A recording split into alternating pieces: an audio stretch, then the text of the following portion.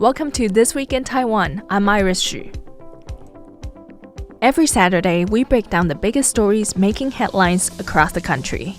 From politics and policy to culture and the unexpected. Whether you are tuning in from Taipei or halfway around the world, we've got you covered with what you need to know to stay in the loop. Taiwan is home to 23 million people, and you might think what happens on this small island doesn't affect you. But in reality, it is quite the contrary. From geopolitics to global supply chains, Taiwan is more connected to your life than you might expect. So let's get into this week's news and see just how interconnected we really are.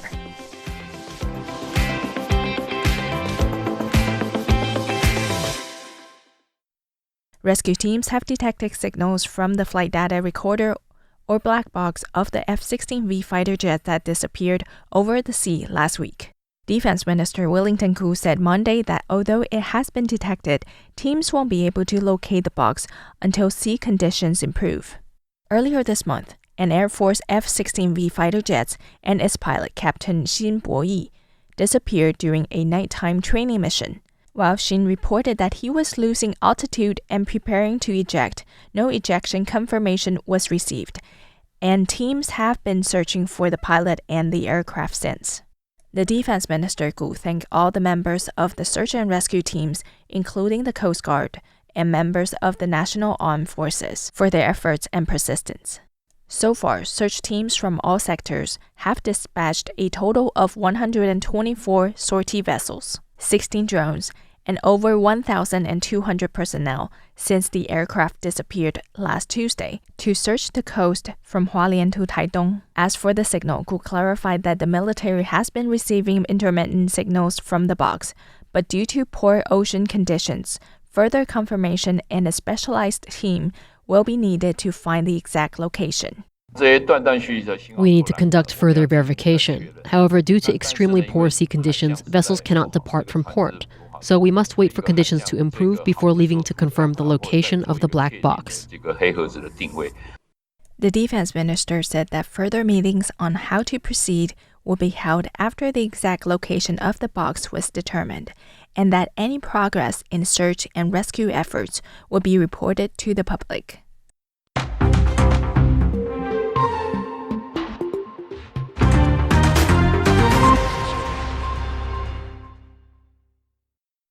The Defense Ministry announced this Thursday that they located the black box of the missing F-16V fighter jets. Due to its positioning in deep waters and limitations of domestic salvage vessels, the ministry is coordinating with Singaporean and Japanese salvage companies to recover the device. The Air Force F-16V fighter jets went missing on January 6. The pilot, Captain Xin Boyi, is suspected to have ejected about 10 nautical miles east of Fengbin Township, Hualien County. Search and rescue operations are still ongoing.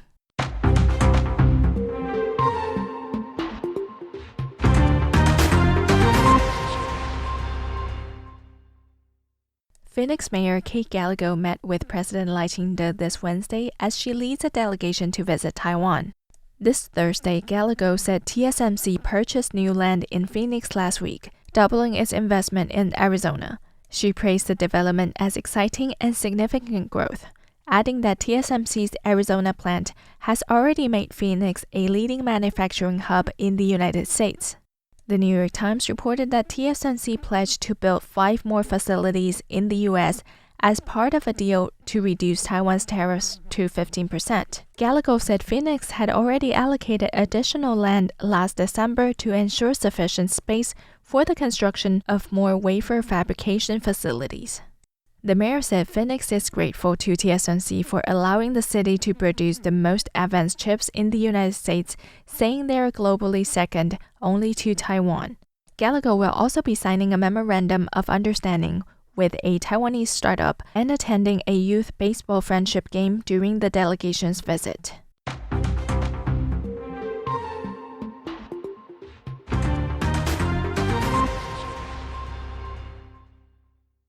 Opposition parties have criticized the government's proposed 1.25 trillion NT dollars, or $39.6 billion defense budget, as a black check lacking a detailed procurement list. Vice Defense Minister Xu Sijian clarified Thursday at a cabinet news conference that the ordinance is not a black box operation. Even if passed, the special budget will still undergo legislative review. On secrecy, he said it still complies with Taiwan's National Security Act and U.S. Taiwan Security Assistance rules, allowing disclosure only after U.S. government announcements. With the legislature delaying reviews of this year's central government budget and the defense ordinance, Defense Ministry Strategic Planning Director Huang Wenqi warned of the risks.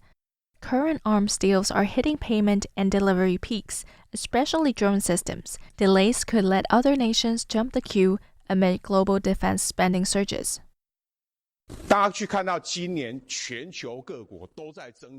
everyone can see, countries around the world are all increasing their defense budget this year. That means, in coming years, almost all countries will be making large-scale purchases of these weapons and equipment, many of which are the same models as ours. If we delay signing the contract by even one day, the delay won't be just 1 or 2 days, or even 1 or 2 months. Once another country's order jumps the queue, we might be waiting years.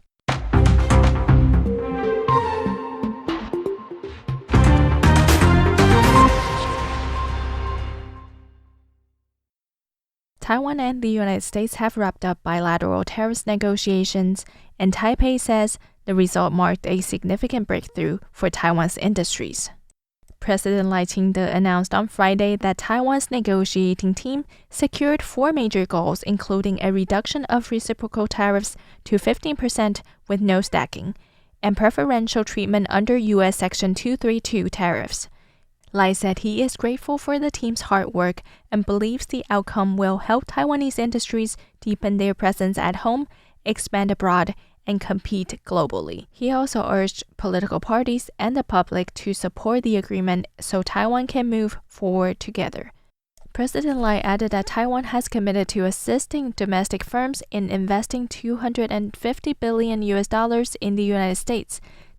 The government will also provide credit guarantees worth another $250 billion to support financing for Taiwanese companies investing in the United States. According to Lai, the 4 achievements include: first, cutting reciprocal tariffs to 15% without stacking, aligning Taiwan with other major U.S. trade deficit partners such as Japan, South Korea, and the European Union. Lai says this gives traditional Taiwanese industries new opportunities to sell to the U.S. market. Second, securing the most favorable treatment under Section 232 tariffs. Taiwan is the first country in the world to reach such agreement with Washington. Under the plan, Taiwanese investments in semiconductors and related products can qualify for tax exemptions up to a certain quota and enjoy the lowest possible rates beyond the quota. Third, the United States formally recognized and supported what Taipei calls the Taiwan model. Under this model, Taiwanese companies make autonomous investment decisions, while the government provides financial credit guarantees and works to build supply chain clusters, expanding supply chains rather than relocating entire industries. Washington has agreed to assist with land, utilities, and infrastructure so Taiwanese clusters in the United States can take shape. Lai says this will strengthen cooperation in research, design, and market access, allowing Taiwanese industries to integrate more deeply into the U.S. economy. And fourth, the agreement goes both ways. Not only will Taiwan's national team invest in the U.S., but the United States has also agreed that its own national team can invest in Taiwan.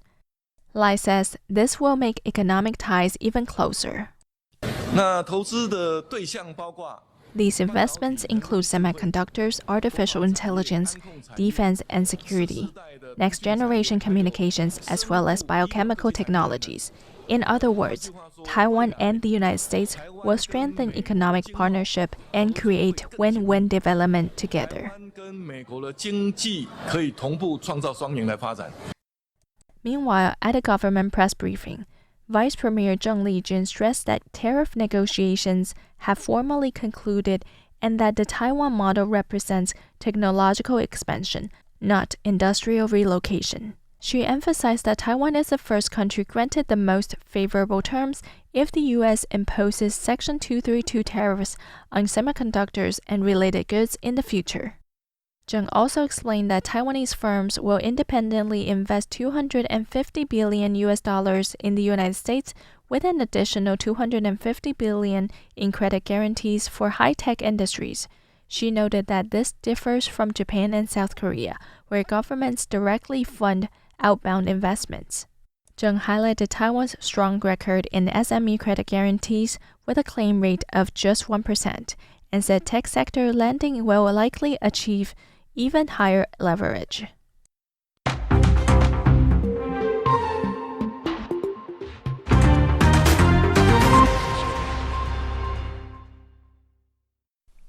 Taiwan scholars say China lacks the ability to replicate the U.S. military operation that captured Venezuelan President Nicolas Maduro, dismissing online speculation that Beijing might attempt a similar strike against Taiwan.